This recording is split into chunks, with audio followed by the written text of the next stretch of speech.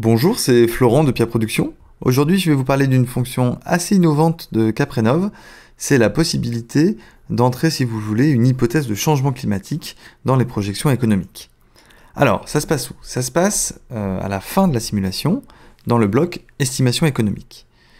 Son principe, vous devez le connaître, j'espère, c'est de comparer une hypothèse à 10, 15 ou 20 ans, une hypothèse où les propriétaires ne font pas de travaux et s'ils font des travaux.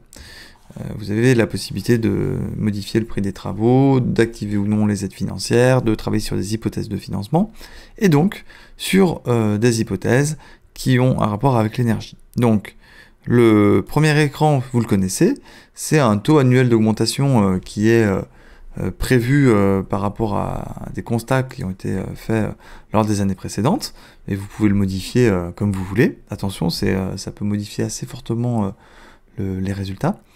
Et la fonctionnalité dont je vous parle concerne les évolutions du climat. Alors, aujourd'hui, dans CapRénov', quand vous faites une simulation, les données météorologiques utilisées pour faire les estimations économiques sont les données mesurées sur un climat assez récent, 2015-2019. Donc il prend déjà en compte le changement climatique passé qu'on constate dans le fait que les hivers sont plus doux. Par contre, la plupart des logiciels d'évaluation thermique se projettent donc à 10, 15, 20 ans, mais en prenant le climat existant et en imaginant qu'il va être constant sur donc, la période de 10, 15, 20 ans. Aujourd'hui, on sait qu'on est dans une phase assez spectaculaire et accélérée du changement climatique, donc elle est sensible à des échelles de 10-20 ans.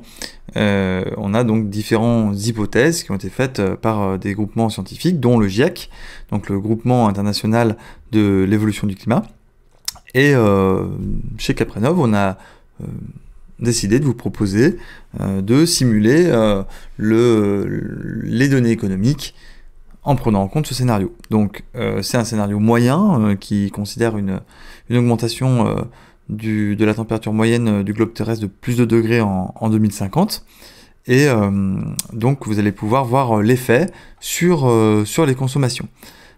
Petite précision, on n'a pas c'est seulement les petites précisions, c'est seulement l'évolution des températures qui est prise en compte dans le calcul, et pas d'hypothèse d'évolution des apports solaires, puisqu'il y a peu d'informations sur ces données-là dans le scénario du GIEC.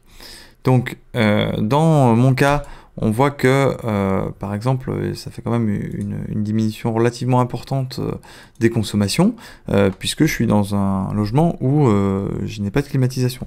Donc, j'ai seulement la consommation de chauffage qui, avec des hivers qui vont être de plus en plus doux, va se réduire petit à petit.